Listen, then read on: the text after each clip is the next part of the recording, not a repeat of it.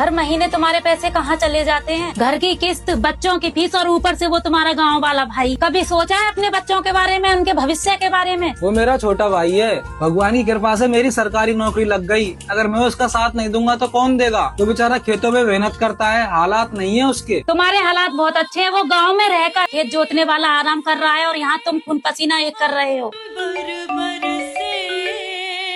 हाँ छोटे भैया 5,000 रुपए डलवा दो, थोड़ी जरूरत सी पड़ रही है। हाँ, पैसों के लिए ही फोन आया होगा। 10-20 हजार क्या, 1-2 लाख डलवा दो उनके लिए, तब भी उनका पेट नहीं भरेगा। और शेरा भाई क्या हाल है? सब बढ़िया है भाई, तू सुना? अरे यार चाय तो मंगा, चाय पीते पीते बात करेंगे। यार मेरे पास पैसे नहीं है। अरे यार तेरा भाई सरकारी नौकर है, वो वहाँ शहर में एसी में मजे ले रहा है और तू यहाँ मिट्टी में सड़ रहा है। और सुना है वहाँ शहर में उसने खुद का घर खरीद लिया है। भाई तू शहर के घर का और गांव की जमीन का हिस्सा अभी अपने भाई से मांग ले, वरना क्या पता कल को तुम्हें और तुम्हारी पत्नी को हिस्सा देने से मना कर दे। संगीलाल, मैंने तुम्हें 5 रुपए की चाय नहीं पिलाई, इसलिए तू हम दोनों भाइयों के बीच में बंटवारे की फूट डाल रहा है। अरे भाई मेरा ये मतलब नहीं था। दोबारा मेरे घर के मामलों में दखल अंदाजी करी तो मुझसे बुरा कोई नहीं होगा, समझे तुम?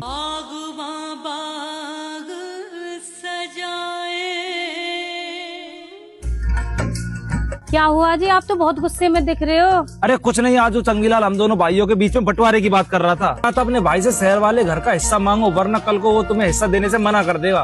तो इसमें नाराज होने वाली क्या बात है? वो सही तो कह रहे थे। आज नहीं तो कल इस जमीन और शहर वाले घर का हिस्सा तो करना ही पड़ेगा। कैसी बात कर रही हो तुम? मैं मानता हूँ गांव की जमीन जायदाद हमारे बाप दादाओं की थी, तो उस जमीन का बंटवारा हम दोनों भाइयों के बीच में हो सकता है। लेकिन शहर वाले घर में मैंने तो 1 रुपया भी नहीं दिया था, तो उसमें हमारा हक कैसा? वो तो उन्होंने अपनी मेहनत से खरीदा है। अगर उनकी खुद की मर्जी हो तो ही हमें वो शहर वाले घर में हिस्सा दे सकते हैं। आप बहुत भोले हो जी। क्या आप रात दिन गांव में खेतों में दिन रात मेहनत नहीं करते? हम यहाँ मिट्टी में सड़ रहे हैं और तुम्हारा भाई एसी में बैठकर मलाई खा रहा है। हक तो हमारा भी है हर उस चीज पर जो तुम्हारे भाई ने खरीदी हो। अरे मैं तो कहती हूँ रिटायरमेंट्री से लेकर पेंसिल तक का हर चीज का आधा हिस्सा होना चाहिए। बस रूबी बस। अरे मैं क्या सिर्फ अपने लिए मांग रही हूँ, मैं आपके और हमारे बच्चे के भले के लिए ही तो मांग रही हूँ। जिस दिन तुम्हारे भाई भाभी हमें इस घर से धक्का मार कर बाहर निकालेंगे, उस दिन तुम्हें पता चलेगा। इस महीने तो बहुत खर्चा हो गया। गुड़िया की स्कूल की फीस, स्कूल ड्रेस, घर का खर्चा, दूध वाले के पैसे, पता नहीं कैसे बंदोबस्त होगा।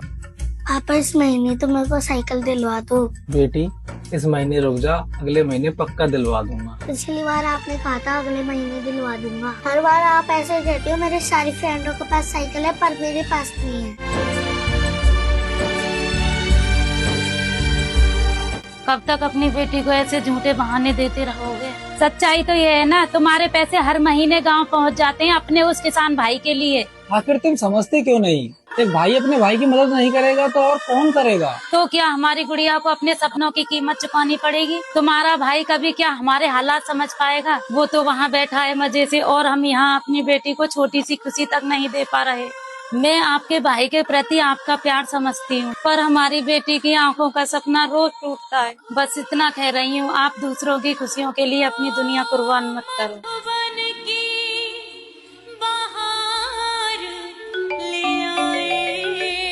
भैया इस बार थोड़ी फसल अच्छी नहीं हुई, आप मुझे 10,000 रुपए डलवा दो। मुझे माफ कर दो छोटे, इस बार मैं तुम्हें पैसे नहीं भिजवा पाऊंगा। ठीक है छोटे, मैं तुमसे बाद में बात करता हूँ। क्या हुआ जी, आपके भाई ने पैसे देने से मना कर दिया ना? मैं तो पहले ही कह रही थी, उनके मन में लालच आ गया है। अब ज्यादा देर नहीं हमें और हमारे बच्चे को घर से बाहर निकालने में। जिस दिन तुम्हारे भाई भाभी हमें इस घर से धक्का मार कर बाहर निकालेंगे, उस दिन तुम्हें पता चलेगा।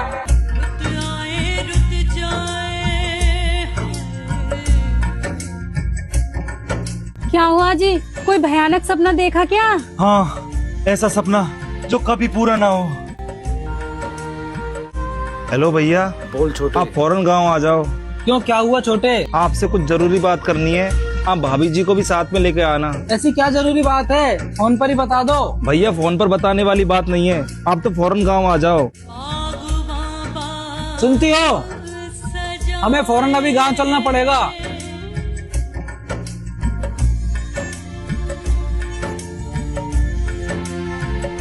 क्या बात है छोटे, तुमने हमें अचानक से यहाँ क्यों बुलाया है? अरे वाह, यहाँ तो साइकिल है।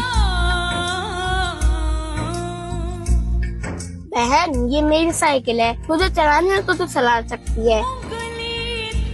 शहर में क्या गुड़िया पर साइकिल नहीं है भैया? अरे छोटे, इसे छोड़ो। तुम ये बताओ, तुमने मुझे अचानक से क्यों बुलाया है? ऐसी क्या बात है? भैया मैं आपसे कहना चाहता था, भैया मुझे मेरा हिस्सा चाहिए। कैसा हिस्सा छोटे? भैया मुझे गांव की जमीन के साथ साथ शहर वाले घर में भी आधा हिस्सा चाहिए। बस इतनी सी बात के लिए तुमने अचानक से शहर से मुझे गांव बुलाया है? भैया नौकरी से रिटायर होने पर जो सरकार की तरफ से आपको पैसे मिलेंगे, उनके साथ साथ आपकी पेंशन का आधा हिस्सा भी मुझे चाहिए। ठीक है छोटे, तुमने अपने हिस्से का तो सब कुछ मांग लिया, लेकिन मुझे भी मेरे हिस्से का तुमसे कुछ चाहिए। क्या? जब तू बीमार था तो मैंने अपने कॉलेज की फीस छोड़ दी थी। जब तेरे खेत सूखे थे तो मैंने अपनी मोटरसाइकिल बेची थी। दे दे मुझे भी मेरे हिस्सा। दे दे वो सारे साल जो मैंने तेरे लिए कुर्बान किए हैं। दे दे वो सारी रातें जो मैंने तेरे लिए जाग कर बिताई हैं। तू कह रहा था ना कि शहर में गुड़िया के पास साइकिल नहीं है। अरे दे दे वो मुंह जो मैंने अपनी गुड़िया का उतरा चेहरा देखकर फेर लिया था, क्योंकि तुझे जरूरत थी। छोटे, आज मुझे भी मेरा हिस्सा चाहिए, प्यार का, भरोसे का, जो तू मुझे एक जमीन का कागज समझ बैठा। जानता है मैं तुझे हर महीने पैसे क्यों भिजवाता था? क्योंकि तू मेरी जिम्मेदारी था, लेकिन आज तूने मेरे त्याग का भरोसा तोड़ दिया रे छोटे।